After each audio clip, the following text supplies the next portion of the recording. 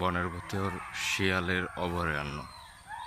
শিয়ালে প্রচুর ডাকাডাকি করতেছে। নির্জন শুনশান জায়গাতে আমরা নিজেদের গলায় শিয়ালের ডাক আবিষ্কার করে ওদেরকে খেপিয়ে দিছি। ওরা দুর্দান্ত ডাকতেছে এখন।